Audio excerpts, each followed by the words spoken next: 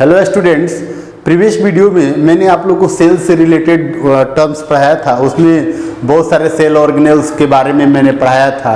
उसमें मैंने देखिए एक बेसिक कॉन्सेप्ट पढ़ाया था, difference between prokaryotic and eukaryotic cell. देखिए उसमें एक पॉइंट मैंने मेंशन किया है, प्रोकैरियोटिक सेल के केस में न्यूक्लियस एब्सेंट। इसका मतलब ये नहीं समझना है कि न्यूक्लियस एब्सेंट है, nuclear material without nuclear membrane, मतलब न्यूक्लियोइड्स प्रेजेंट होता है। जितना भी प्रोकैरियोटिक सेल्स है ना, उसके अंदर न्यूक्लियस होगा, मतलब विदाउट न्यूक्लियर मेम्ब्रेन, मतलब जो जेनेटिक मटेरियल होगा वो नेकेड होगा, सर्कुलर फॉर्म में होगा। इसलिए जनरल टर्म बोल दिया जाता है वहां पे न्यूक्लियस एब्सेंट। इस तरह से ऐसा कॉन्सेप्ट कोई नहीं समझना है कि वहां न्यूक्लियस एब्सेंट है। जो न्यूक्लियस होगा मतलब nuclear material without nuclear membrane, ठीक है। तो इसके लिए आप लोग कंफ्यूज नहीं होंगे।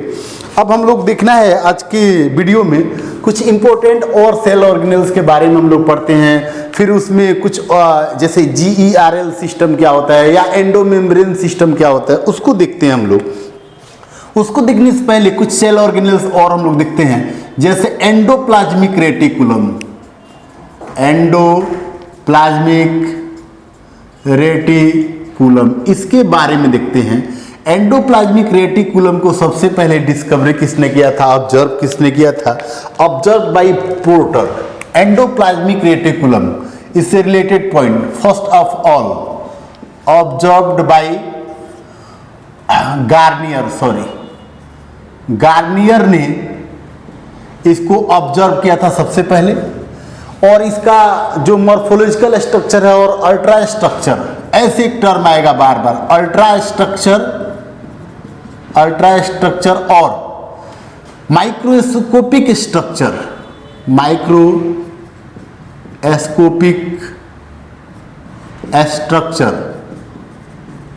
Given by porter, Claude and Fulham. तीन साइंटिस्ट ने मिलकर के इसके अल्ट्रा स्ट्रक्चर को दिया था। सबसे पहले जो एंडोप्लाज्मिक टर्म है ना, endoplasmic reticulum term proposed by Garnier, Porter term endoplasmic reticulum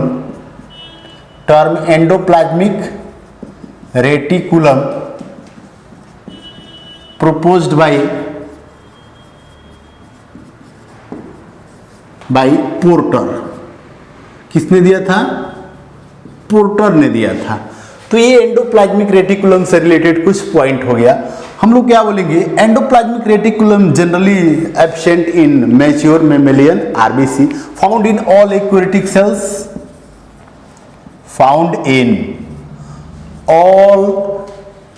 eukaryotic cells, all eukaryotic cells except कहां में नहीं होगा, in germinal cells and mature mammalian RBC। जो मैच्योर मेमेलियन RBC है वहां में भी क्या होगा, ये एब्सेंट होगा एंडोप्लाज्मिक रेटिकुलम। अब थोड़ा देखेंगे एंडोप्लाज्मिक रेटिकुलम का कंपोनेंट। तो यहां मैं एक हेडिंग कर दे रहा हूं, कंस्टिट्यूएंट बोलिए, कंपोनेंट बोलिए।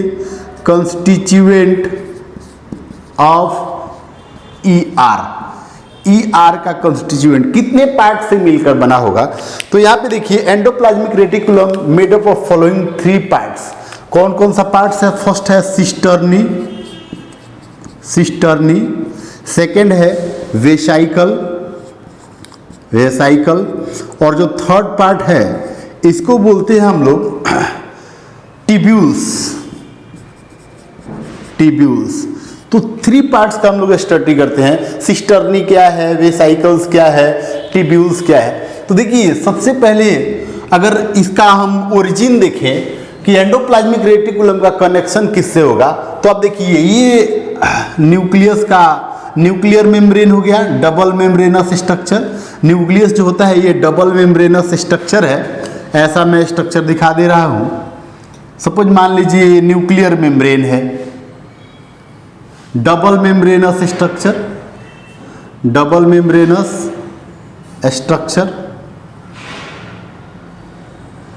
और ये देखिए ये न्यूक्लियस है और न्यूक्लियस का डबल मेम्ब्रेनस स्ट्रक्चर है और यहीं से हम थोड़ा सा इसको एक मेम्ब्रेन को ऐसे लेते हैं, ये स्ट्रक्चर है, सपोज ये न्यूक्लियर मेम्ब्रेन, ये हो गया न्यूक्लियर मेम्ब्रेन और इसके अंदर इसका जेनेटिक मटेरियल डीएनए हो गया, जेनेटिक मटेरियल डीएनए हो गया और आप देख लो इसकी चारों तरफ जो लिक्विड मटेरियल है वो न्यूक्लियोप्लाज्म है, ये हो गया न्यूक्लियोप्लाज्म।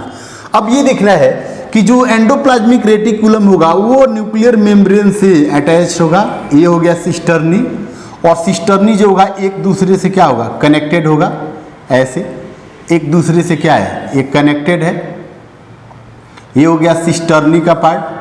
अब इस सिस्टर्नी का जो पार्ट होगा जनरली इसके ऊपर कुछ पार्ट्स के ऊपर राइबोसोम अटैच होगा ना, यहाँ राइबोसोम कुछ के ऊपर अटैच होगा, कुछ के ऊपर राइबोसोम अटैच होगा और जिसके ऊपर राइबोसोम अटैच होगा उसको हम लोग बोलेंगे रफ एंडोप्लाज्मिक रेटिकुलम। सबके ऊपर नहीं होगा, जिसके ऊपर होगा वो रफ एंडोप्लाज्मिक रेटिकुलम होगा और जिसके ऊपर नहीं होगा वो स्मूथ एंडोप्लाज्मिक रेटिकुलम होगा। इसके बाद ये तो मैंने बात लिया सिस्टर्नी। इसके बाद देखिए वेसाइकल जो होता है, सम स्फेरिकल स्ट्रक्चर, ये वेसाइकल हो गया और ये वेसाइकल जो होगा वो सिस्टर्नी के पास में होगा, ये हो गया वेसाइकल और यहाँ पे वेसाइकल से कनेक्टेड ये देखिए ये जो सिस्टर्नी है इससे कनेक्टेड ये टिब्यूल्स होगा जो ब्रांच्ड स्ट्रक्चर होगा, टिब्यूल्स ये ब्रांच्ड स्ट्रक्चर और ये हो गया आपका ये देखिए सेल का प्लाज्मा मेम्ब्रेन या सेल मेम्ब्रेन। तो मैं क्या बोल रहा हूं, ये हो गया सेल मेम्ब्रेन, सेल मेम्ब्रेन, ये हो गया राइबोसोम पार्टिकल्स, राइबोसोम, इसको प्रोटीन फैक्ट्री बोलते हैं ना, प्रोटीन सिंथेसिस का काम करता है और ये क्या होगा protein ribosome attached with ER by ribophorin, ribophorin protein, ribophorin protein. तो ये राइबोफोरिन क्या है, एक प्रोटीन है। इसी राइबोफोरिन प्रोटीन से ये जो राइबोसोम होता है ये क्या रहता है सिस्टर्नी से अटैच रहता है। अब थोड़ा एक बात करें, ये हो गया SER स्मूथ एंडोप्लाज्मिक रेटिकुलम जिसके ऊपर राइबोसोम नहीं है और ये क्या हो गया RER रफ एंडोप्लाज्मिक रेटिकुलम, ये हो गया वेसाइकल, वेसाइकल और ये हो गया टिब्यूल्स, टिब्यूल्स। टिब्यूल्स कैसा होगा, ब्रांच्ड स्ट्रक्चर होगा, branched and present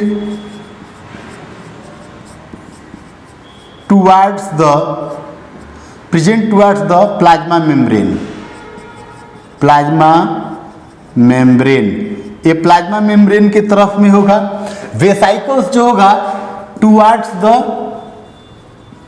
towards the cisternae, ये सिस्टर्नी की तरफ में होगा, टुवर्ड्स द सिस्टर्नी और जो सिस्टर्नी होगा वो present towards the nucleus. Cisternae जो है ये हो गया सिस्टर्नी, तो सिस्टर्नी जो होगा प्रेजेंट टुवर्ड्स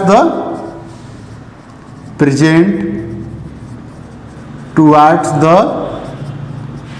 न्यूक्लियस। तो अगर हम बात करें थोड़ा ये एंडोप्लाज्मिक रेटिकुलम का टाइप्स का बात करें तो एंडोप्लाज्मिक रेटिकुलम दो टाइप का होता है, एक रफ एंडोप्लाज्मिक रेटिकुलम और एक smooth endoplasmic reticulum. Smooth endoplasmic reticulum किसको बोलेंगे, जिसके ऊपर क्या होगा राइबोसोम एब्सेंट, इसके ऊपर क्या होगा राइबोसोम यहाँ पे एब्सेंट होगा और राइबोसोम एब्सेंट होने से इसको बोलेंगे क्या स्मूथ एंडोप्लाज्मिक रेटिकुलम। और RER यहाँ पे क्या होगा राइबोसोम, राइबोसोम क्या होगा प्रेजेंट होगा।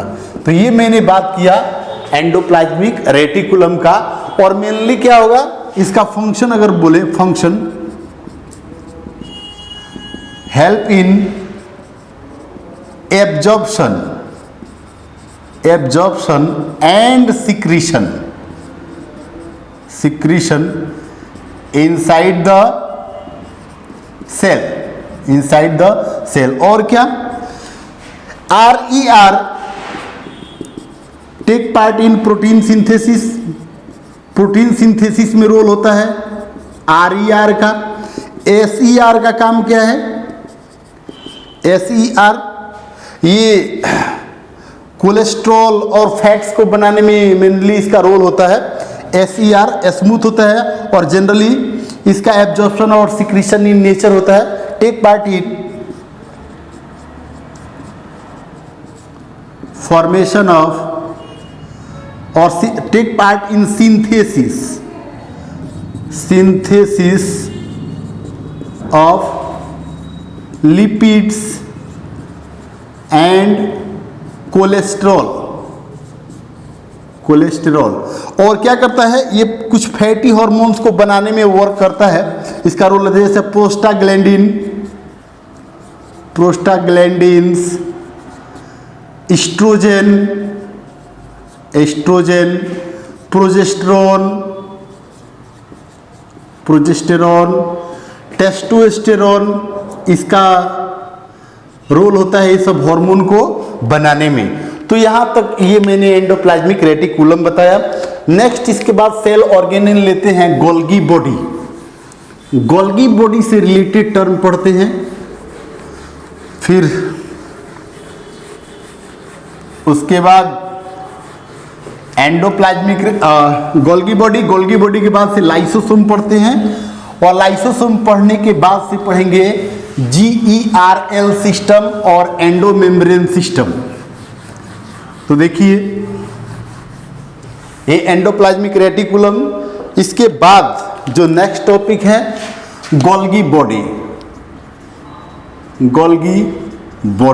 अब आप देखो गोल्गी बॉडी का बहुत सारा नेम है ना। गोल्गी बॉडी को और क्या बोलते हैं, गोल्गी कॉम्प्लेक्स, और इसको एक और नेम बोलते हैं लाइपोकॉन्ड्रिया।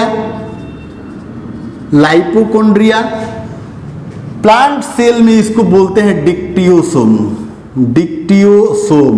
लेकिन डिक्टियोसोम किसके अंदर बोलेंगे, only in case of plant cell. Dictyosome किस में बोलेंगे, only for plant cell. Plant cell के केस में इसको हम लोग डिक्टियोसोम बोलेंगे। तो ये Golgi body, Golgi complex, dictyosome. सबसे पहले आप देखो इसको ऑब्जर्व किसने किया था, Camillo Golgi. Observe by Camillo Golgi. इसको कैमिलो गोल्गी ने सबसे पहले ऑब्जर्व किया था। अल्ट्रा स्ट्रक्चर और morphological structure given by Camillo Golgi. इसका जो मॉर्फोलॉजिकल स्ट्रक्चर है, मॉर्फोलॉजिकल स्ट्रक्चर और ultra structure given bye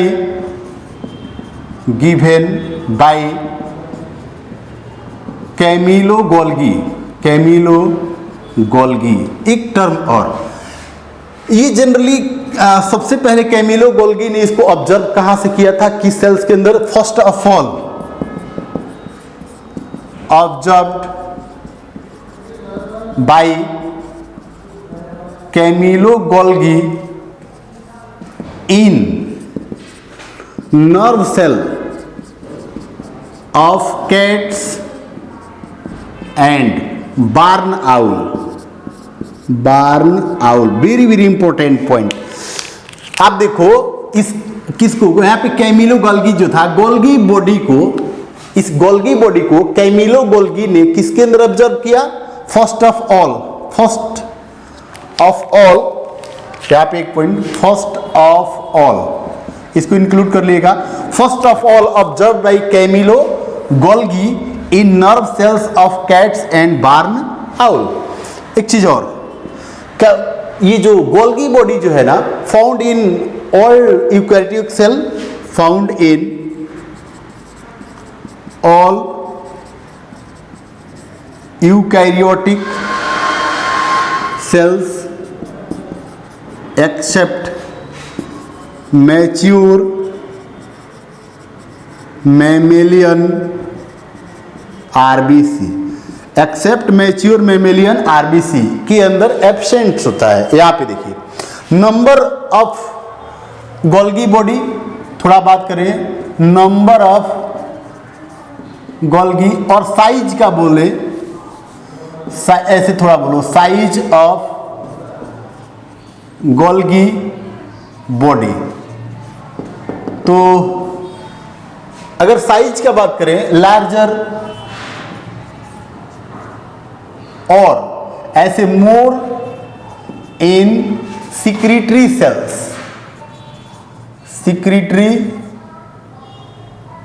secretory cells large होता है और मोर नंबर में होगा।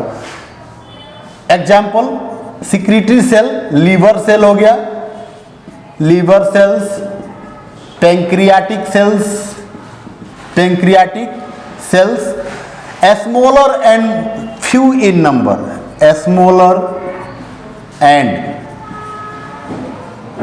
Few in number, found in किसके अंदर होगा, in muscle cells, in muscles cells, और non secretory cells, non secretory cells के अंदर फ्यू होगा और स्मॉलर होगा। गोल्गी बॉडी, अब थोड़ा देखेंगे constituent of Golgi body. Golgi body कितने पार्ट से मिलकर बना होगा, constituent of Golgi body, Golgi body का क्या क्या कॉन्स्टिट्यूएंट है, कितने पार्ट से मिलकर बना है। तो यहां पर भी हम लोग 3 पार्ट लेंगे। फर्स्ट पार्ट क्या है, सिस्टर्नी, सिस्टर्नी, सेकेंड पार्ट इसका हो जाएगा वैक्यूल्स, और थर्ड पार्ट क्या हो जाएगा, वेसाइकल्स। तो अब थोड़ा देखना है हम लोगों को, ये जो सिस्टर्नी है, वैक्यूल्स है, वेसाइकल्स है, यहाँ पे मेन डिफरेंस क्या है, थोड़ा देखिए। हम लोग स्ट्रक्चर लेते हैं आप Golgi body, structure of Golgi body. तो गोल्गी बॉडी का स्ट्रक्चर कैसा होगा,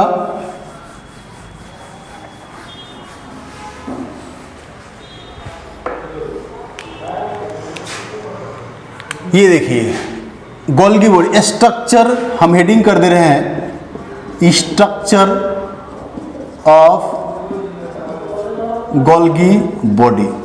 तो गोल्गी बॉडी का स्ट्रक्चर कैसा होगा, देखिए इसके अंदर जो सबसे पहले हम पार्ट लेंगे, सिस्टर्नी का पार्ट लेंगे, जस्ट ट्यूबुलर स्ट्रक्चर है, ये concave part towards the plasma membrane, और ये स्वेलन पार्ट ऐसे, ये स्वेलन पार्ट, इसको गोल्गियन वैक्यूल्स बोलेंगे। फिर से ये सिस्टर्नी, ये सिस्टर्नी हो गया, ये गोल्गियन वैक्यूल्स हो गया, सिस्टर्नी,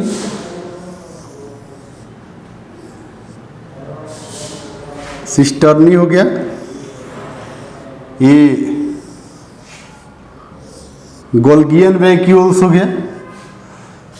ठीक है, अब हम लोग को ये देखना है कि एक सिस्टर्नी दूसरे से क्या करेगा, कनेक्टेड होगा, ट्रांसवर्सली कनेक्शन होगा। ये देखिए इससे ये कनेक्ट होगा ऐसे, फिर ये इससे कनेक्ट होगा, ट्रांसवर्सली एक दूसरे से क्या होगा, कनेक्टेड होगा। ये देखिए मैंने कनेक्शन कर दिया एक दूसरे का, इसका नाम है गोल्गियन वैक्यूल्स, गोल्गियन वैक्यूल्स। अब थोड़ा दिखना है, ये जो ऊपर वाला पार्ट है ना, इसको हम लोग बोलते हैं कॉनकेव पार्ट, कॉनकेव पार्ट, और ये नीचे वाला क्या हो गया, कॉन्वेक्स पार्ट। और कॉन्वेक्स पार्ट जनरली इसको हम लोग बोलते हैं फॉर्मेटिव फेज, फॉर्मेटिव फेस बोलिए, और इसी को बोलते हैं सीस फेस, सीस फेस। इधर ये कॉनकेव पार्ट को हम लोग जनरली बोलते हैं इसको मैच्यूरेशन फेज, मैच्यूरेशन फेज, और इसी को बोलते हैं ट्रांस फेज। ठीक है, अब थोड़ा देखना है जो वेसाइकल्स होगा, यहां में देखिए ये वैक्यूल्स हो गया, ये वैक्यूल्स हो गया, और इसके नीचे में यहाँ पे क्या है स्मॉलर साइज में, ये हो गया आपका वेसाइकल्स हो गया। अब थोड़ा देखना है, ये हो गया वैक्यूल्स, और ये नीचे क्या हो गया वेसाइकल्स। ये स्ट्रक्चर हो गया किसका, गोल्गी बॉडी का। तो इसके बाद हम थोड़ा गोल्गी बॉडी का फंक्शन लिख दें, functions of Golgi body. Main इसका काम क्या है, मेनली सिक्रीटरी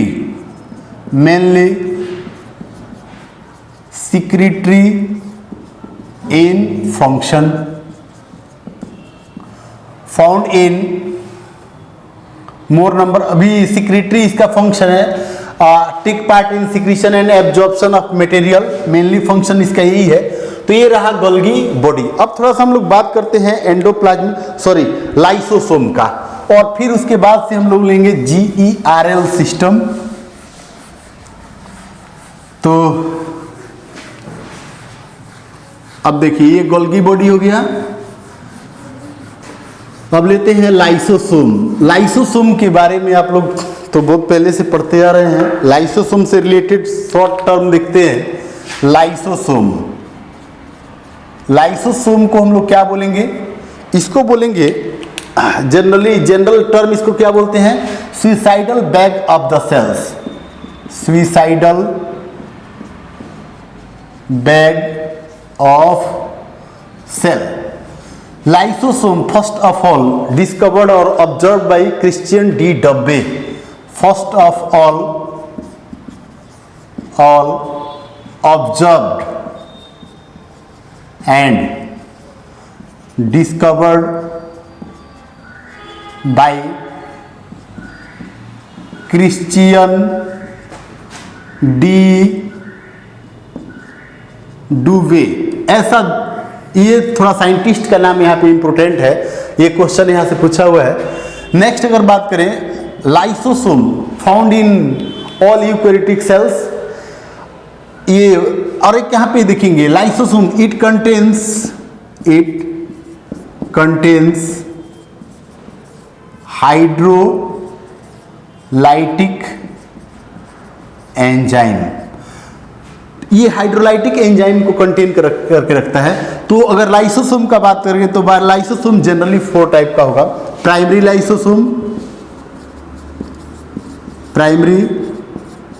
लाइसोसोम, इसके पास क्या होगा, it contains inactive enzyme,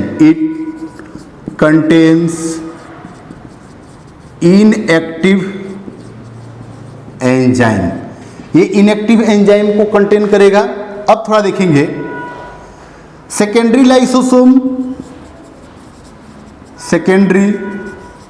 lysosome, और जनरली इसको सेकेंडरी लाइसोसोम को हम लोग और बोलेंगे, ये जनरली एक्टिव लाइसोसोम बोलेंगे इसको। क्यों बोलेंगे, ये it contains active hydrolytic enzyme, it contains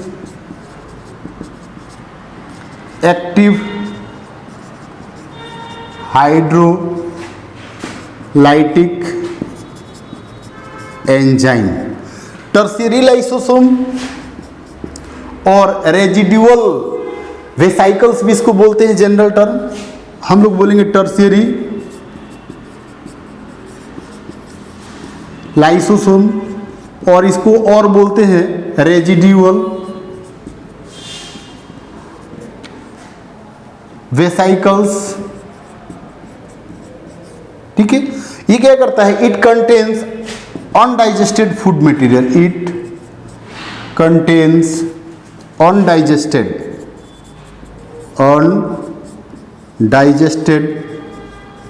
food materials.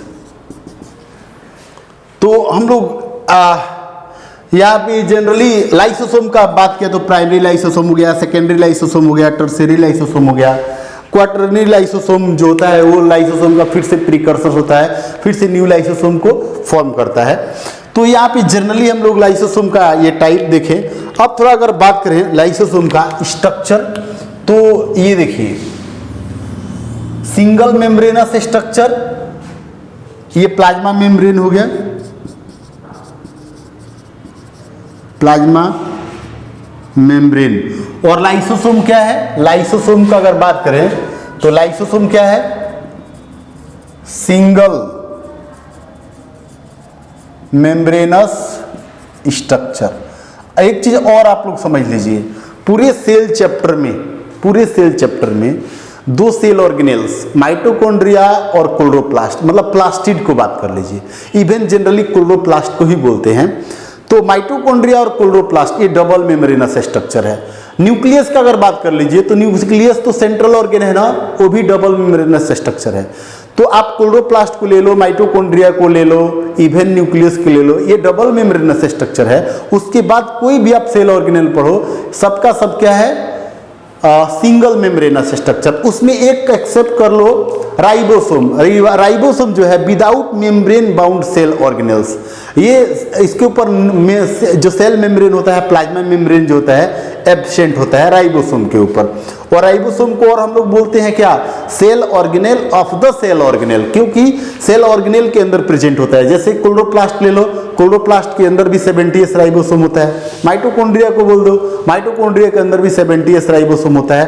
तो ऐसा सेल ऑर्गेनेल है जो सेल ऑर्गेनेल के अंदर होता है, इसलिए इसको बोलते हैं cell organelle of the cell organelle. किसको? राइबोसोम को। अभी हम बात करेंगे। तो ये प्लाज्मा मेम्ब्रेन हो गया लाइसोसोम का, और इसके अंदर इसका साइटोप्लाज्म, इसके अंदर मटेरियल हो गया, ये साइटोप्लाज्म हो गया। और इसके साथ इसमें जगह जगह ये हाइड्रोलाइटिक एंजाइम्स, ये हो गया हाइड्रोलाइटिक एंजाइम्स, ये हो गया हाइड्रोलाइटिक एंजाइम्स हो गया। और इसके चारों तरफ ये साइटोप्लाज्म इसका है। तो ये देखिए ये हो गया हाइड्रोलाइटिक एंजाइम। इसके अंदर बहुत ज्यादा कोई स्ट्रक्चर नहीं लेंगे हम लोग, हाइड्रोलाइटिक एंजाइम, ठीक है, जनरल स्ट्रक्चर लिया लाइसोसोम का। तो इसके बाद अब हम लोग पढ़ते हैं ना, एक बहुत ही इंपॉर्टेंट टर्म है GERL सिस्टम क्या होता है, या एंडोमेम्ब्रेन सिस्टम क्या है, उसका बात करते हैं। फिर उसके बाद हम लोग कुछ और भी स्ट्रक्चर का स्टडी करेंगे। तो देखिए अब हम लोग लेते हैं क्या? GERL system. पहले इस चीज को समझिए, एक्चुअली ये GERL सिस्टम क्या है। देखिए GERL सिस्टम, और इसी को बोलते हैं endo membrane system. Endo membrane बोलने से क्या है कि ये पूरे जैसे सेल के अंदर में प्रेजेंट है, एक कंप्लीट सेल है, उस सेल के अंदर में ये सिस्टम प्रेजेंट है। This system present inside the cell and finally connected with membrane, connected with nuclear membrane, ऐसे बात करेंगे हम लोग, न्यूक्लियर मेम्ब्रेन, ठीक है। अब इसका रोल फंक्शन क्या है GERL सिस्टम का? Take part in secretion and absorption of material. आप फंक्शन में लिख दो take part in secretion and absorption of material. ये सेल के अंदर से, मतलब सेल के अंदर किसी मटेरियल को लेके आने में, और सेल से जो वेस्ट मटेरियल है, जो हार्मफुल मटेरियल है, उसको बाहर निकालने में, दोनों में इसका रोल है। GERL सिस्टम बहुत इंपॉर्टेंट सिस्टम, इससे क्वेश्चन नीट में आया हुआ है। GERL सिस्टम है। तो तो आइए देखते हैं, हम लोग इसका स्ट्रक्चर लेते हैं, उसके साथ बहुत सारा इसका फंक्शन में इसे पढ़ लेंगे। सपोज मान के चलिए ये न्यूक्लियर मेम्ब्रेन है, ये न्यूक्लियर मेम्ब्रेन हो गया, ये न्यूक्लियर मेम्ब्रेन हो गया। Nuclear membrane double membranous structure है। न्यूक्लियर मेम्ब्रेन जो है डबल मेम्ब्रेनस स्ट्रक्चर है, डबल मेम्ब्रेनस स्ट्रक्चर। तो इस डबल मेम्ब्रेनस स्ट्रक्चर से सबसे पहले कनेक्शन किसका होगा? Endoplasmic reticulum. और एंडोप्लाज्मिक रेटिकुलम में आप लोगों को अभी पढ़ाया हूँ, एंडोप्लाज्मिक रेटिकुलम क्या है। ये एंडोप्लाज्मिक रेटिकुलम हो गया। और एंडोप्लाज्मिक रेटिकुलम में दो होगा, रफ एंडोप्लाज्मिक रेटिकुलम भी होगा और स्मूथ एंडोप्लाज्मिक रेटिकुलम होगा। तो आप यहाँ पे देख लो, मैं इसके ऊपर राइबोसोम को दिखा दे रहा हूं। तो ये क्या हो गया? रफ एंडोप्लाज्मिक रेटिकुलम, ये रफ एंडोप्लाज्मिक रेटिकुलम हो गया। और जिसके ऊपर नहीं है वो क्या हो गया? स्मूथ, ये हो गया RER। और ये क्या हो गया? SER। ठीक है। अब ये तो न्यूक्लियस है, ये पूरा जो स्ट्रक्चर है इसके अंदर क्रोमेटिन, क्रोमोजोम हो गया, DNA हो गया, ये हो गया न्यूक्लियस। न्यूक्लियस, ये न्यूक्लियर पोर है, ये न्यूक्लियर मेम्ब्रेन है, ये न्यूक्लियर मेम्ब्रेन हो गया। ठीक है। तो मैंने दो चीज लिया, एंडोप्लाज्मिक रेटिकुलम ले लिया। यहां पे देखिए तो ये एक्चुअली GERL सिस्टम का कितना पार्ट है? G, जो G स्टैंड कर रहा है, G ये गोल्गी बॉडी है, ER एंडोप्लाज्मिक रेटिकुलम है और L क्या है? लाइसोसोम है। G क्या है? गोल्गी बॉडी है। ER क्या है? एंडोप्लाज्मिक रेटिकुलम और L स्टैंड फॉर लाइसोसोम। तीनों मिलकर के एक साथ काम करेगा। तो अब हम लोगों को, मैंने आप लोगों को दिखा दिया क्या यहाँ पे एंडोप्लाज्मिक रेटिकुलम। अब थोड़ा हम लोग को वेसाइकल का, गोल्गी बॉडी को दिखाना है, गोल्गी बॉडी। तो ये देखिए गोल्गी बॉडी को मैं ऐसे दिखा दे रहा हूं, ये गोल्गी बॉडी हो गया, गोल्गी बॉडी। ये गल्गियन वैक्यूल्स हो गया, ये गोल्गी बॉडी हो गया, गोल्गियन वैक्यूल्स हो गया ये। तो आप देखिए ये हो गया गोल्गी बॉडी, गोल्गी बॉडी हो गया। और इस गोल्गी बॉडी से अटैच यहाँ पे वैक्यूल्स होता है, ये वैक्यूल्स हो गया। तो आप देखिए सबसे पहले क्या होता है कि ये जो राइबोसोम है, राइबोसोम ये क्या करेगा? कोई ना कोई प्रोटीन बनाएगा, प्रोटीन सिंथेसिस करेगा।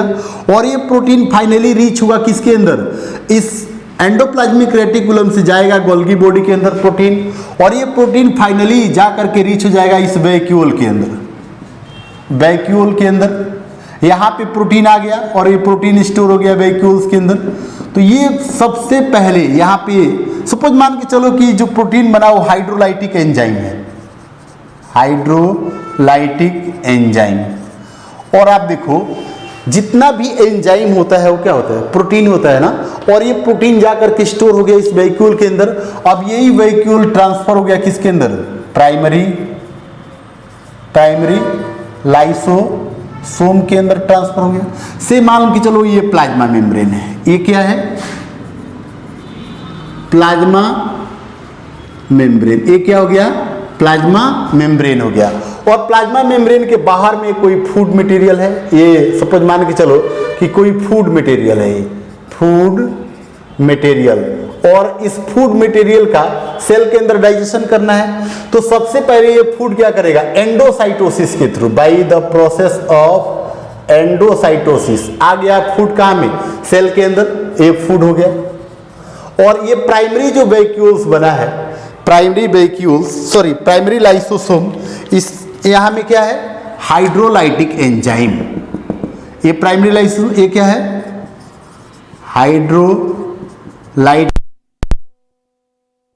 हाइड्रोलाइटिक एंजाइम है। एक ऐसा है, इनएक्टिव है ना, इनएक्टिव है। लेकिन जैसे ये प्राइमरी लाइसोसोम इस फूड आइटम से कनेक्ट होगा, फूड आइटम्स के पास में आएगा। तो क्या होगा, ये फूड आइटम हो गया, ये मैंने ले लिया, ये फूड आइटम, फूड पार्टिकल्स बोलो, फूड आइटम्स बोलो, और ये प्राइमरी लाइसोसोम और यहाँ पे हाइड्रोलाइटिक एंजाइम है। तो जैसे प्राइमरी लाइसोसोम इस फूड आइटम से कनेक्ट में आएगा, ये कन्वर्ट हो जाएगा सेकेंडरी लाइसोसोम में। अब किस में ये कन्वर्ट हो गया, सेकेंडरी लाइसोसोम। और ये क्या करेगा, अपने एंजाइम को इस फूड मटेरियल पे पोर्ट करेगा ना, और जिससे क्या हो जाएगा, ये फूड मटेरियल क्या होगा, डाइजेस्ट होगा। डाइजेशन के बाद जो स्ट्रक्चर ऐसा बनेगा, फूड मटेरियल के डाइजेशन के बाद, कंप्लीट तो डाइजेशन होगा नहीं ना।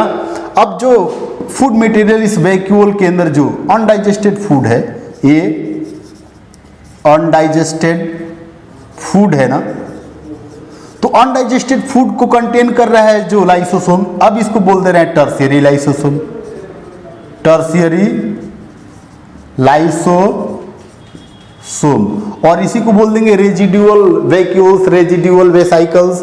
और ये क्या करेगा, फिर एक्सोसाइटोसिस के थ्रू सेल से बाहर क्या करेगा, मटेरियल को पोर्ट कर देगा। यहां पे लिख देंगे क्या, एक्सोसाइटोसिस। और एक्सोसाइटोसिस के थ्रू ये जो वेस्ट मटेरियल है, अनडाइजेस्टेड फूड है, अनडाइजेस्टेड फूड और जो वेस्ट मटेरियल है, ये सेल से बाहर फिर क्या करेगा, रिमूव कर देगा। तो ये पूरे प्रोसेस को मिला करके हम लोग एक बार बोलते हैं क्या, GERL सिस्टम और एंडोमेम्ब्रेन सिस्टम। अब इसके बाद थोड़ा और यहाँ से रिलेटेड कुछ और टर्म हम लोग पढ़ते हैं सेल से रिलेटेड। जैसे लोकोमोटरी ऑर्गन कौन सा है, सेल से रिलेटेड लोकोमोटरी ऑर्गन सिलिया और फ्लैजिला। और सिलिया और फ्लैजिला से रिलेटेड क्वेश्चन कितना बार एग्जाम में पूछ ही दिया है। सिलिया और फ्लैजिला का स्ट्रक्चर क्या है, इंटरनल स्ट्रक्चर। फिर उसके बाद अब न्यूक्लियस बच जाएगा, तो इसके बाद ये चैप्टर क्या हो जाएगा, कंप्लीट हो जाएगा। तो हम लोग देखते हैं क्या, locomotory organ of the cell. और यहाँ पे मेनली बात करेंगे क्या, सिलिया एंड फ्लैजिला। तो देखिए सिलिया और फ्लैजिला से रिलेटेड पहले बेसिक कॉन्सेप्ट को हम लोग समझते हैं। ये क्या है, locomotory organelle, locomotory organ of organisms. तो इसका स्ट्रक्चर, सिलिया एंड फ्लैजिला का स्ट्रक्चर पहले हम लोग देखेंगे। पहले इसका बेसिक कॉन्सेप्ट लेते हैं, डिफरेंस करते हैं सिलिया एंड फ्लैजिला, दोनों में डिफरेंस करते हैं। सिलिया क्या होगा, स्मॉलर इन स्ट्रक्चर, स्मॉलर होगा, और ये क्या होगा, लार्जर होगा। स्मॉलर बोलने से ये 1 to 5 माइक्रोमीटर का होगा, और ये जो फ्लैजिला होगा वो कंपैरेटिवली लार्जर होगा। अगर नंबर का बात करें तो ये न्यूमेरस होगा, न्यूमेरस इन नंबर, मतलब 1000 टू, जिसे numerous in number near about 14,000। और ये फ्यू होगा, फ्यू, फ्यू में मतलब 1 to 8 और 1 to 10। सिलिया जो होगा present all over the body, present all over the body और इवन ऑन द सेल, और इवन ऑन द सेल्स। ये क्या होगा, फ्लैजिला प्रेजेंट एंटेरियरली इन पोजीशन, प्रेजेंट एंटेरियरली इन पोजीशन। किसी भी ऑर्गेनिज्म के एंटेरियर पार्ट्स पे ये फ्लैजिला एंटेरियरली पोजीशन पे प्रेजेंट होगा। और यहाँ पे लार्जर न लिख के थोड़ा हम लोग लॉन्गर लिखते हैं, लॉन्गर, लॉन्गर। सिलिया जो होगा जनरली दो टाइप का होगा, स्टीरियोसिलिया एंड काइनोसिलिया। स्टीरियोसिलिया और स्टीरियोसिलिया जो होगा ये क्या होता है, ये नॉन मोटाइल होता है, नॉन मोटाइल। और काइनोसिलिया जो होगा, काइनोसिलिया ये मोटाइल होगा, मोटाइल होगा। अब थोड़ा देखना है यहाँ पे, ये जो स्टीरियोसिलिया होगा जनरली सेंसरी सेल में प्रेजेंट होगा, सेंसरी सेल पे, और ये स्टिमुलस को रिसीव करने का काम करता है। और जो काइनोसिलिया होगा ये मोटाइल होता है। अरेंजमेंट देख लीजिए, स्ट्रक्चर लेंगे तो जो सिलिया और फ्लैजेला होता है दोनों में बात कर लो 9+2 का अरेंजमेंट होता है। माइक्रोट्यूब्यूल्स का 9+2 अरेंजमेंट, इसको स्ट्रक्चर से अभी दिखाएंगे ये 9+2 अरेंजमेंट क्या है। यहाँ पे थोड़ा देखेंगे, फ्लैजेला भी दो टाइप का होगा, एक व्हीपलेस फ्लैजेला होगा, व्हीपलेस टाइप, और व्हीपलेस टाइप में जनरली क्या होगा, जैसे ये बेस जो है इसका जो टॉप पॉइंट होगा वो ऐसा बेस होगा जो ब्रॉड होगा और टॉप पॉइंट नैरोअर होगा। और एक टीन सेल टाइप का होगा, टीन सेल टाइप होने से ये फ्लैजेला हो गया, तो इसके ऊपर ब्रिसल्स प्रेजेंट होगा, ऐसे ब्रिसल्स प्रेजेंट होगा। और टीन सेल टाइप का फ्लैजेला कहाँ में होगा, found in zoospore of brown alga, found in zoospore of brown alga, brown alga के जूस्पोर में ये प्रेजेंट होगा। अब थोड़ा अगर बात करें सिलिया और फ्लैजेला का स्ट्रक्चर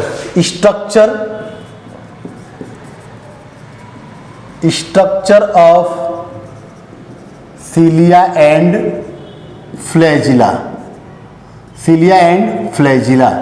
तो देखिए सिलिया और फ्लैजेला का स्ट्रक्चर एक्चुअली ये दो पार्ट से मिलकर बना होगा, made up of two parts, made up of two parts. कौन कौन सा पार्ट्स होगा, फर्स्ट जो होगा प्रोटोप्लाज्मिक शीथ, और सेकेंड पार्ट इसका क्या होगा, एक्सोनिम और एक्सियल फिलामेंट, एक्सोनिम और एक्सियल फिलामेंट। अब थोड़ा देखना है, ये जितना भी स्ट्रक्चर होगा ना सबका सब प्रोटीन से बना होगा। ये जो एक्सोनिम और एक्सियल फिलामेंट होगा made up of tubular protein, made up of tubular protein. और ये इसी का जो एक्सोनिम और एक्सियल फिलामेंट होता है ना, इसी का अरेंजमेंट कैसा होता है, अरेंजमेंट, इसका जो अरेंजमेंट होगा 9+2। तो 9 जो होगा, 9 जो ट्यूब्यूलर प्रोटीन होगा, ट्यूब्यूल्स होगा, वो पेरिफेरल रीजन में होगा, जो यहाँ पे देखिए मेड ऑफ ट्यूब्यूलर प्रोटीन। तो जो 9 ट्यूब्यूल्स होगा, यहाँ पे ऐसे कर दे रहे हैं, यहाँ पे 9 जो ट्यूब्यूल्स होगा एट पेरिफेरल रीजन,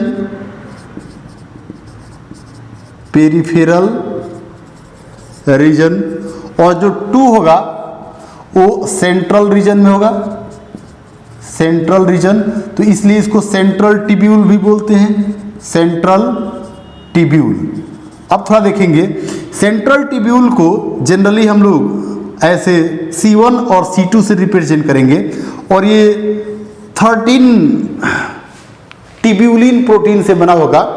ऐसे सपोज मान के चलिए एक सेंट्रल ट्यूब्यूल्स ये हो गया, और ये दो सेंट्रल ट्यूब्यूल्स है ना, तो इसके अंदर कितना माइक्रो ट्यूब्यूल्स होगा और ट्यूब्यूलिन प्रोटीन कितना होगा, 13 होगा, मेड अप ऑफ 13। जो सेंट्रल रीजन में जो सेंट्रल ट्यूब्यूल होगा ये 13 प्रोटोफिलामेंट से बना होगा। प्रोटोफिलामेंट कैसे अरेंज होगा, 1 2 3 4 5 6 7 8 9 10 11 12 13, इस तरह से 1 2 3 4 5 6 7। तो देखिए इंटरनल स्ट्रक्चर सिलिया और फ्लैजेला का जितना भी कॉन्सेप्ट था मैंने बता दिया। अब हम लोग समझ लेते हैं सिलिया और फ्लैजेला का क्या स्ट्रक्चर है। तो देखिए यहाँ पे लिख देते हैं स्ट्रक्चर, ऐसे भी मैंने लिखा भी है इंटरनल स्ट्रक्चर, उसी से हम लोग समझ लेंगे। यहाँ पे हम लोग समझते हैं सिलिया और फ्लैजेला का स्ट्रक्चर। तो देखिए दो सेंट्रल माइक्रोट्यूब्यूल्स है, दो सेंट्रल माइक्रोट्यूब्यूल्स, और इसके अंदर कितना प्रोटोफिलामेंट्स होगा, 13 प्रोटोफिलामेंट्स होगा। ये सेंट्रल माइक्रोट्यूब्यूल्स हो गया सेंट्रल, और आप देखो इसके अंदर कितना प्रोटोफिलामेंट्स होगा, 13 प्रोटोफिलामेंट्स होगा ना। तो देखो 1 2 13 प्रोटोफिलामेंट्स 1 2 3 4 5 6 7 8 9 10 11 12 13। ये 13 प्रोटोफिलामेंट्स हो गया। यहाँ में भी 1 2 3 4 5 6 7 8 9 10 11 12 13। थोड़ा इसको और हम लोग बढ़ा ले लेंगे। 13 प्रोटोफिलामेंट्स इसके अंदर भी होता है। दोनों के अंदर 13 प्रोटोफिलामेंट्स होगा। और ये दोनों क्या होता है, ये सेंट्रल हब से जुड़ा रहता है। ये देखिए क्रॉस ब्रिज जिसको बोलते हैं, एक क्रॉस ब्रिज से दोनों क्या रहता है, अटैच रहता है। इसको क्रॉस ब्रिज बोलेंगे। देखिए ये हो गया क्रॉस ब्रिज। और इसको बोल दे रहा हूँ C1 और इसको बोल दे रहे हैं C2। ये माइक्रोट्यूब्यूल्स जो सेंट्रल माइक्रोट्यूब्यूल्स है। और एक ट्यूब्यूल्स कैसे आइडेंटिफाइड करेंगे, इसके ऊपर ऐसे प्रोजेक्शन होगा, ऐसे प्रोजेक्शन होगा। और ये फाइनली एक शीथ से कवर्ड होगा जिसको हम लोग बोलेंगे सेंट्रल शीथ। क्या बोलेंगे इसको हम लोग, सेंट्रल शीथ बोलेंगे। और इसके चारों तरफ अब देखिए जो 9 डबलेट्स है, 9+2 मैंने ऑलरेडी बताया है कि सिलियर फ्लैजेला का जो अरेंजमेंट है वो 9+2 है। तो अब 9 को हम लोग पेरिफेरी में ले लेते हैं, किनारे में एक ऐसे हम मार्किंग कर ले रहे हैं। 2 हो गया, ये 3 4 4, ये हो गया 5 5, ये हो गया 6, ये 7, ये हो गया 8 और ये हो गया 9। काउंट कर लीजिए तो 1 2 3 4 5 6 7 8 9। ये 9 जो हो गया पेरिफेरल रीजन में हो गया डबलेट। तो देखिए इसको ए बी डबलेट्स बोलते हैं ना। तो ये जो फर्स्ट वाला जो होगा इसको ए बोलते हैं और इसके जस्ट पीछे वाला जो होगा उसको बी बोलेंगे। और ऑलरेडी मैंने इसके बारे में बताया है आप लोगों को स्ट्रक्चर में कि ये जो ए होगा और ये बी, ए बी डबलेट इसको बोलते हैं ना। तो इसके पास कितना प्रोटोफिलामेंट्स होगा, इसके पास 13 होगा और इसके पास 10 होगा। इसके पास 13 प्रोटोफिलामेंट और इसके पास 10 होगा। ऐसे ही सब में होगा। और देखिए जो ए फिलामेंट होगा, ये जो माइक्रोट्यूब्यूल्स होगा, इसमें एक लॉन्गर आर्म्स होगा जो ज्यादा ऐसे लूप लाइक स्ट्रक्चर में होगा और एक शॉर्टर आर्म होगा जो ये ऐसे टिल्टेड होगा। ठीक है, इस तरह से हम लोग डबलेट ले रहे हैं। ए डबलेट और इसके पीछे में हो गया बी डबलेट, ए बी। और ये लॉन्गर आर्म हो गया, ज्यादा लूप लाइक स्ट्रक्चर है। और एक शॉर्ट आर्म हो गया ये ऐसे। फिर ये हो गया ए और ये हो गया बी, बी हो गया और ए हो गया। ये लॉन्गर आर्म हो गया और ये शॉर्टर आर्म हो गया। ठीक इस तरह से देखिए 9 होगा पेरिफेरल रीजन में। 1, ये हो गया ए और ये हो गया बी। और इस तरह से हम यहां नेम लिख दे रहे हैं ए और बी। और ये लॉन्गर आर्म हो गया, ये ज्यादा हुक लाइक होता है। और ये शॉर्टर आर्म जो ऐसे होता है स्ट्रक्चर। फिर यहां भी ले लिया, इस तरह से 9 लेंगे हम लोग, बी ए। और यहां पे आर्म्स ऐसे।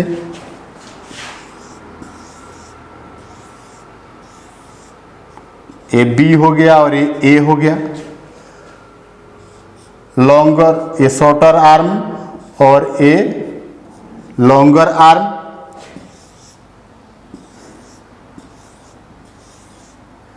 ये ए बी, फिर से शॉर्टर आर्म हो गया और ये हो गया लॉन्गर आर्म।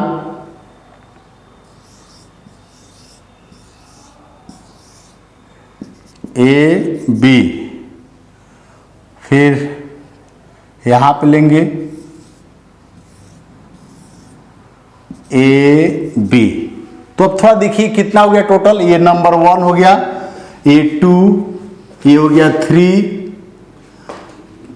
डबलेट्स का नंबर ले रहे हैं, ये 3 हो गया, ये हो गया 4, ये हो गया 5, ये हो गया 6, ये हो गया 7, ये हो गया 8 और ये हो गया 9। टोटल 9 डबलेट्स हो गया ना। अब थोड़ा इसको कैसे हम लोग कनेक्ट करेंगे उसको हम लोग देखते हैं। तो देखिए जो A और B है ना, ये शॉर्टर आर्म B से कनेक्टेड होगा, A का शॉर्ट आर्म B से कनेक्ट होगा, हमेशा शॉर्ट आर्म B से कनेक्ट होगा। ये देखिए इसका जो शॉर्ट आर्म है वो B से कनेक्ट हो गया, इसका जो शॉर्ट आर्म है वो B से कनेक्ट हो गया।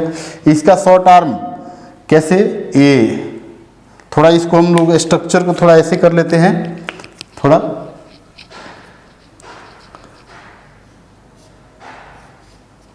ये देखिए। तो ये किससे कनेक्ट होगा, A जो होगा वो B से कनेक्ट होगा, फिर से A जो होगा B से कनेक्ट होगा, और A का फिर देखिए यहाँ पे हम शॉर्ट आर्म ले रहे हैं और ये हो गया लॉन्ग आर्म, ठीक है। तो ये किससे कनेक्ट होगा, फिर से B, ये A वाला जो होगा शॉर्ट आर्म और ये लॉन्ग आर्म, तो ये शॉर्ट आर्म B से फिर कनेक्ट हो गया, इसको AB लिंकर बोलते हैं। और आप देखो ये फाइनल जो सिलिया का जो इंटरनल स्ट्रक्चर ले रहा है ना, बाहर से फाइनली क्या रहेगा, ये प्रोटोप्लाज्मिक शीथ से क्या रहेगा, कवर्ड रहेगा। ये हो गया प्रोटोप्लाज्मिक शीथ जो पूरा सिलिया और फ्लैजेला को बाहर से कवर्ड किया है। तो इसका नेम हो गया क्या, प्रोटोप्लाज्मिक शीथ। और आगे देखो ये A और B को, ये दोनों को हम लोग क्या बोलेंगे, AB डबलेट। AB डबलेट किससे बना होगा, AB डबलेट बार बार क्वेश्चन पूछता है, ट्यूब्यूलर प्रोटीन, ट्यूब्यूलर प्रोटीन से बना होगा। AB लिंकर, इसको बोलते हैं AB लिंकर, किससे बना होगा, नेक्सिन प्रोटीन, नेक्सिन प्रोटीन से बना है, नेक्सिन प्रोटीन। उसके बाद देखिए जो दोनों आर्म है, ये लॉन्गर आर्म, लॉन्गर आर्म, और ये हो गया शॉर्टर आर्म, शॉर्टर आर्म किससे बना होगा, दोनों dynein protein, dynein, dynein protein से बना है। आगे देखो ये जो सेंट्रल दोनों माइक्रोट्यूब्यूल्स है, ये दोनों का दोनों, ये भी किससे बना है, डाइनिन प्रोटीन से बना है, डाइनिन प्रोटीन। आगे देखो हर एक A से एक ऐसा रेडियली ये फिलामेंट अराइज होता है जिसको रेडियल स्पोक बोलते हैं। ये कनेक्टेड नहीं होगा, सेंट्रल शीथ, ये कौन सा शीथ है, ये हो गया सेंट्रल शीथ, सेंट्रल शीथ। तो इससे ये कनेक्टेड नहीं होगा, लेकिन जब मूवमेंट सिलिया और फ्लैजेला के अंदर मूवमेंट होगा तो ये कनेक्ट करेगा और फिर इसके अंदर मूवमेंट होगा। तो कितना हो गया रेडियल, 1 2 3 4, जितना भी पेरिफेरल माइक्रोट्यूब्यूल्स है उतना ही रेडियल स्पोक होगा। इसका नेम हो गया रेडियल स्पोक, रेडियल स्पोक। और ये क्या करेगा, किससे बना है, डेंस मटेरियल, डेंस मटेरियल। तो आप देखिए डेंस मटेरियल तो इसका नेम है, लेकिन ये भी क्या होता है, ये भी प्रोटीन ही होता है। तो मैंने बताया internal structure of cilia and flagella, same structure होता है सिलिया और फ्लैजेला का। तो आप देखो सिलिया और फ्लैजेला का जो अरेंजमेंट होता है वो 9+2 होता है। अरेंजमेंट ऑलरेडी मैंने पहले ही बता चुका है कि जो इसका अरेंजमेंट होगा वो क्या होगा, 9+2 होगा। 9 पेरिफेरल रीजन में होगा और जो 2 होगा वो सेंट्रल रीजन में होगा। अब थोड़ा देखेंगे ये जो A और B जो डबलेट है ना, इसमें जो A होगा इसके पास 13 प्रोटोफिलामेंट होगा और B के पास 10 प्रोटोफिलामेंट्स होगा। जैसे देखो 1 2 3 4 5 6 7 8 9 10 11 12 13। और इस B में कितना होगा, 1 2 3 4 5 6 7 8 9 10 होगा। और इसी तरह से सब में होगा, A माइक्रोट्यूब्यूल्स के अंदर 13 प्रोटोफिलामेंट होगा और B के अंदर 10 प्रोटोफिलामेंट होगा। ये सबके अंदर होगा पेरिफेरल रीजन में।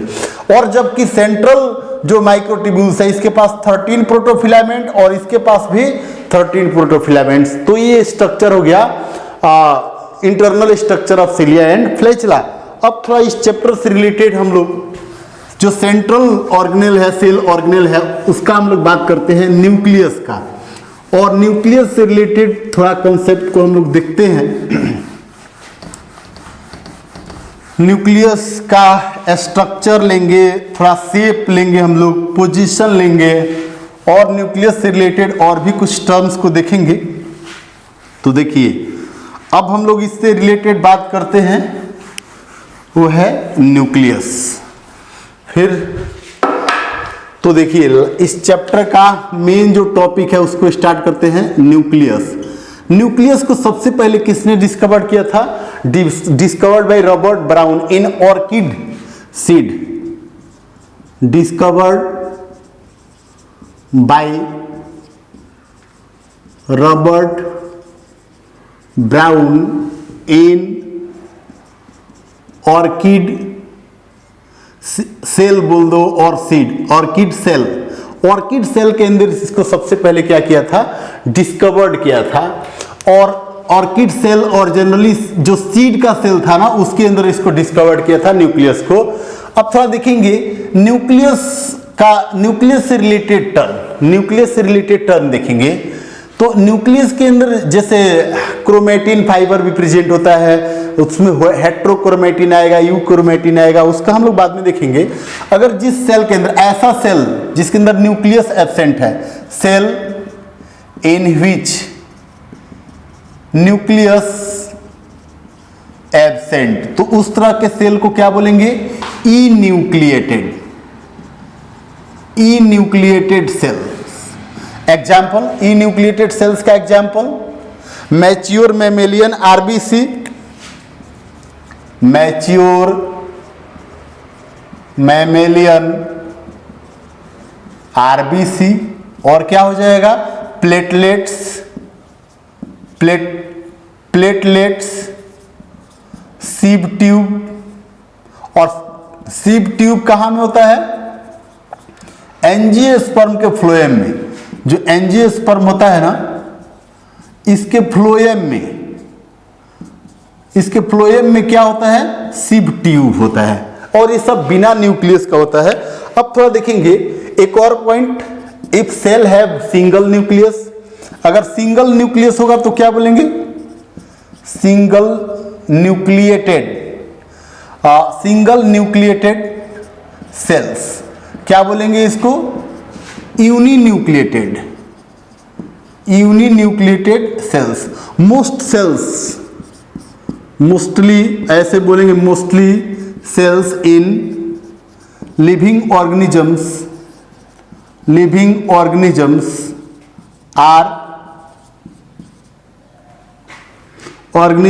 Are uninucleated, uninucleated.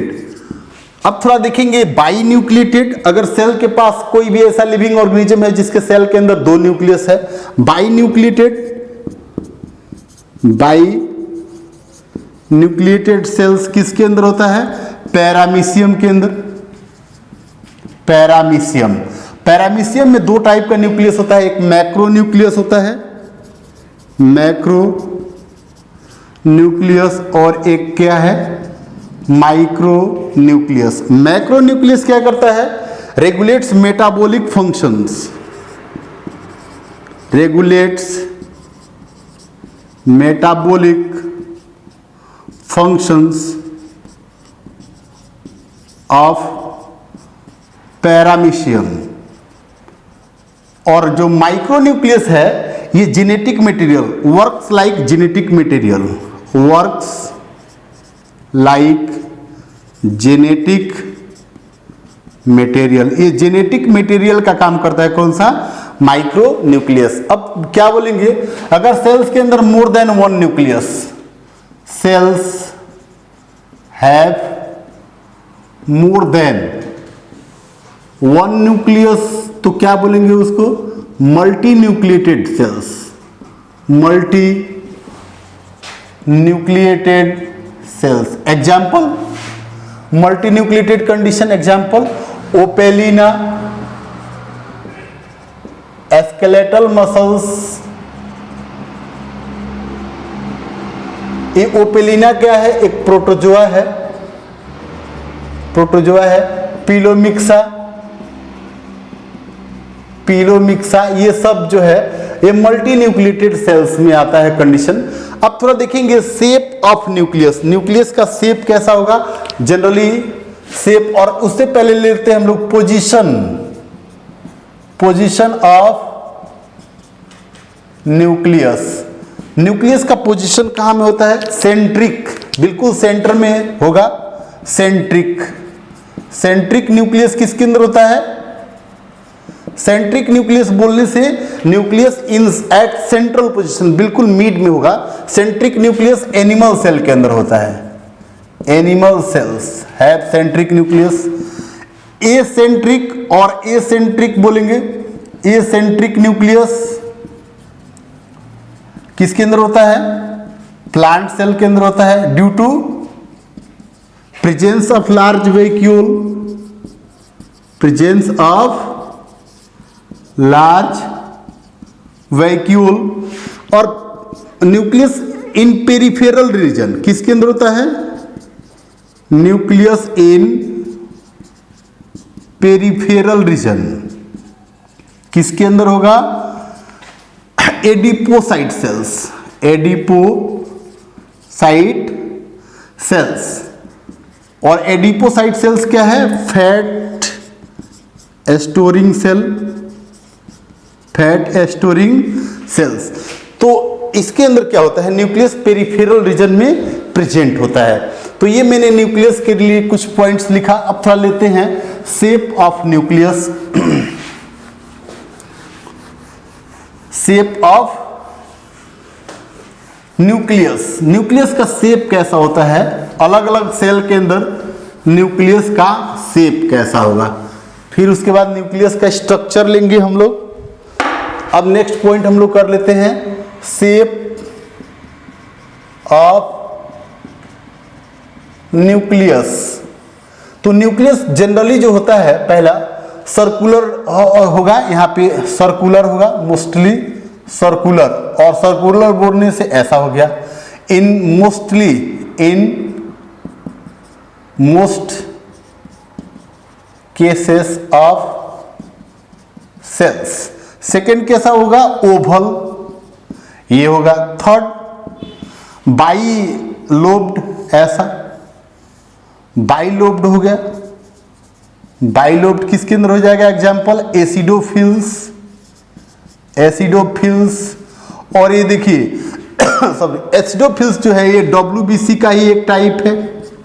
इसके बाद ट्राइलोब्ड बोलेंगे, ट्राइलोब्ड न्यूक्लियस जो होगा ट्राइलोब्ड, 1 2 3, 1 2 3, ट्राइलोब्ड किसके अंदर होगा, ट्राइलोब्ड बेसोफिल्स के अंदर, बेसोफिल्स। तो बेसोफिल्स भी WBC का ही पार्ट है। फिफ्थ पार्ट ले लीजिए मल्टीलोब्ड, एक से अधिक लोब हो न्यूक्लियस के अंदर, ऐसा मल्टीलोब्ड हो, मल्टी लोब्ड। तो इसका एग्जाम्पल क्या आ जाएगा, न्यूट्रोफिल्स, न्यूट्रोफिल्स। तो ये न्यूट्रोफिल्स के अंदर कैसा होता है, मल्टी लोब्ड होता है। तो इसके बाद मैंने लिखा बाइलोब्ड, ट्राइलोब्ड और मल्टीलोब्ड जो होता है ना, ये एक न्यूट्रोफिल्स के अंदर तो हम नहीं लेंगे जनरली। ये वर्टिसेला एक प्रोटोजोआ है उसके अंदर होता है, वर्टिसेला के अंदर होता है। और टेट्रालोब्ड जो होता है जनरली वो न्यूट्रोफिल्स के अंदर होगा। तो ये मैंने शेप ऑफ न्यूक्लियस लिया। अब थोड़ा लेते हैं स्ट्रक्चर ऑफ न्यूक्लियस। अब लेते हैं स्ट्रक्चर ऑफ न्यूक्लियस। न्यूक्लियस का स्ट्रक्चर कैसा होगा, ये देखिए ये डबल मेम्ब्रेनस स्ट्रक्चर है। न्यूक्लियस जो है ये डबल मेम्ब्रेनस स्ट्रक्चर है, double membranous structure. Double membranous structure होगा।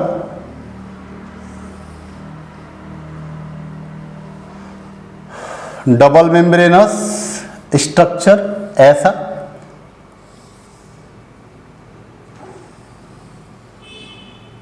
डबल मेम्ब्रेनस स्ट्रक्चर, और ये जो दो मेम्ब्रेन के बीच का जो गैप है इसको न्यूक्लियर पोर बोलते हैं।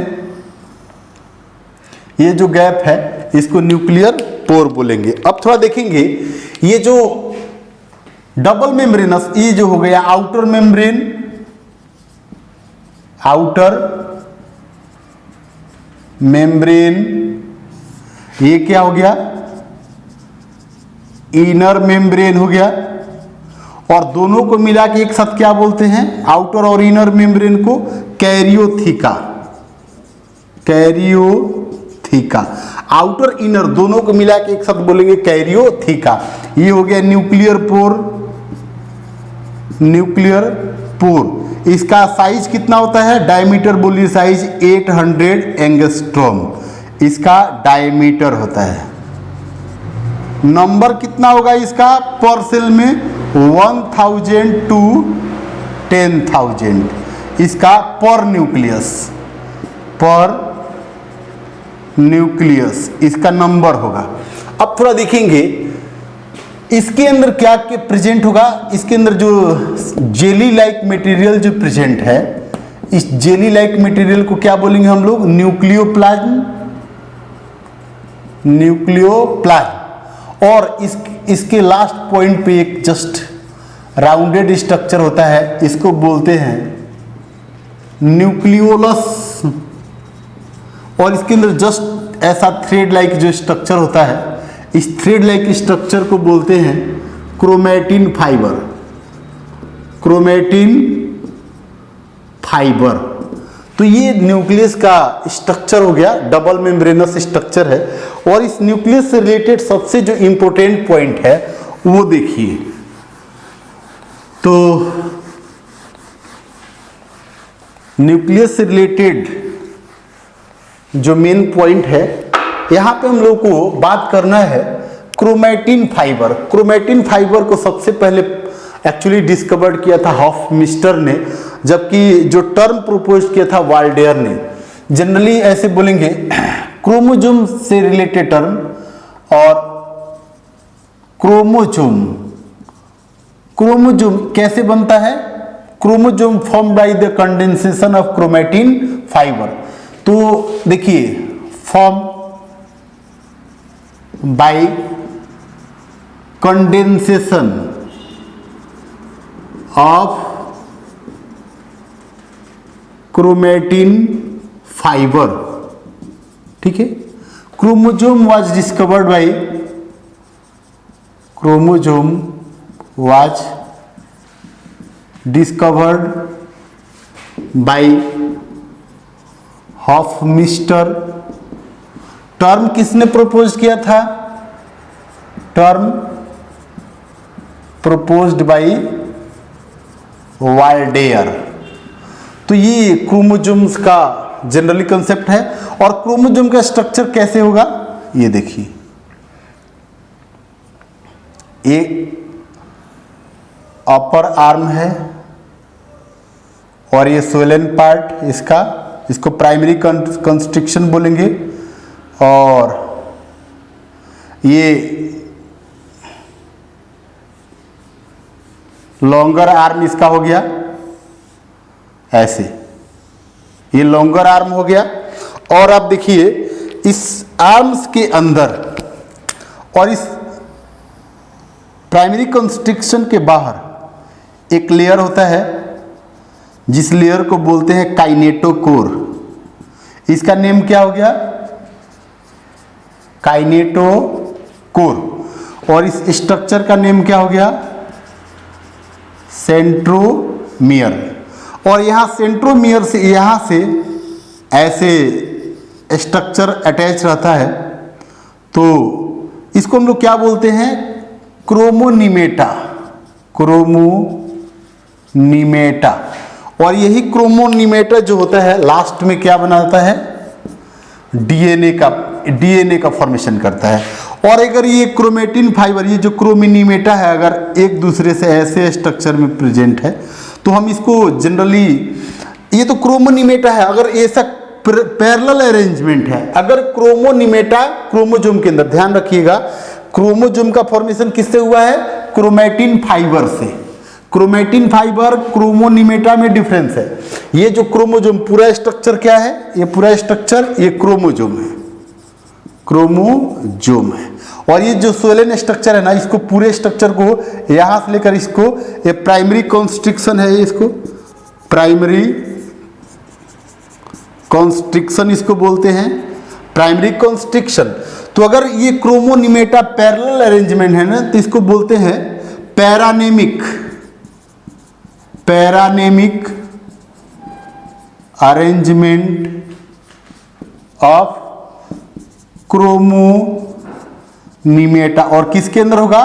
फाउंड इन मियोसाइट सेल और cell which undergoes meiosis division, which undergo meiosis division। मतलब ये क्या होगा? पैरानेमिक अरेंजमेंट किसके अंदर होगा? मियोसाइट सेल के अंदर होगा, मियोसाइट सेल। मियोसाइट सेल उसको बोलेंगे ना जिसके अंदर मियोसिस डिवीजन होगा। इसके बाद देखिए ये जो है ऐसा जो अरेंजमेंट, अरेंजमेंट जो आपस में इंटरक्वाइलिंग होगा, इसको बोल दिया प्लेक्टोनेमिक अरेंजमेंट। और ये किसके अंदर होगा? Found in cell. और ऐसा सेल जिसके अंदर कैसा, कौन सा डिवीजन होगा? माइटोसिस डिवीजन होगा, उसके अंदर ये सेल प्रेजेंट होगा। प्लेक्टोनेमिक arrangement of क्रोमोनिमेटा।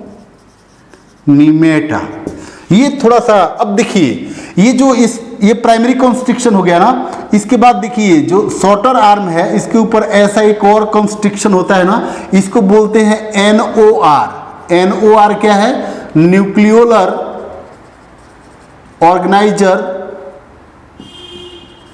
Organiser reason.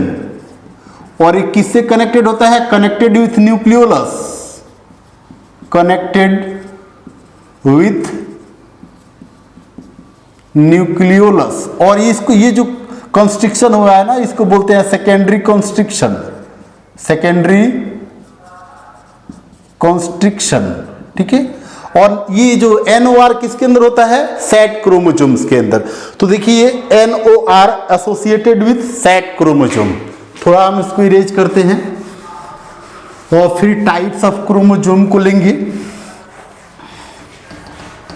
NOR associated with set chromosome, NOR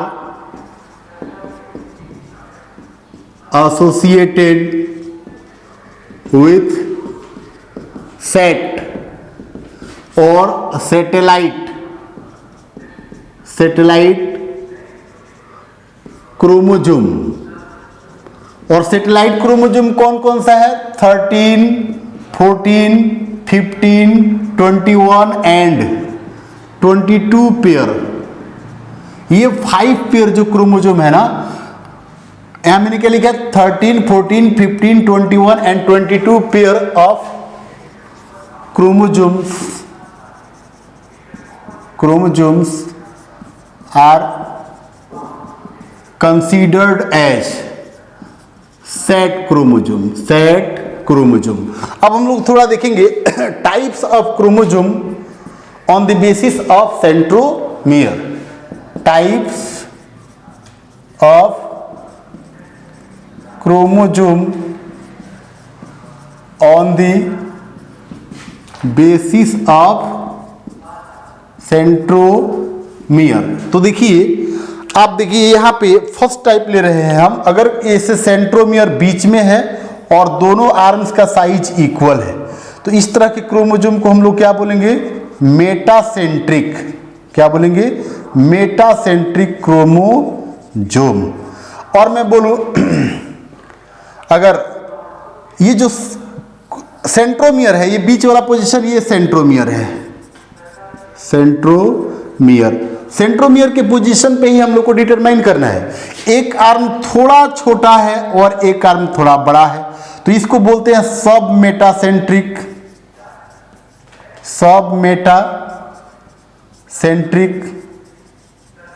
chromosome. और ऐसे बोले कि एक क्रोमोजोम्स है वो, ये सेंट्रोमियर हो गया और ये आर्म छोटा है और एक आर्म बहुत ही बड़ा है, तो इसको बोलते हैं एक्रोसेंट्रिक, एक्रोसेंट्रिक क्रोमोजोम। और ऐसे देखिए एक आर्म बहुत ही बड़ा है, यहां सेंट्रोमियर हो गया, ऐसे आर्म हो गया, और एक आर्म बिल्कुल एब्सेंट है, ये हो गया सेंट्रोमियर, तो इसको बोलेंगे टीलोसेंट्रिक, टीलोसेंट्रिक क्रोमोजोम। तो ये मैंने इस तरह से क्रोमोजोम का बहुत सारा टाइप भी आपको बता दिया। तो स्टूडेंट देखिए मेनली न्यूक्लियस से रिलेटेड ये टर्म बहुत ज़्यादा यहाँ पे समझना था, और इस तरह से मैंने सेल ऑर्गेनेल्स भी आपको पढ़ाया, इस चैप्टर के अंदर बहुत सारा कॉन्सेप्ट को पढ़ाया। उस तरह से इस तरह से ये जो चैप्टर है ना वो कंप्लीट हो जाता है। अब नेक्स्ट वीडियो में हम लोग मिलेंगे नेक्स्ट चैप्टर के साथ। आज के लिए इतना ही। Okay, thank you.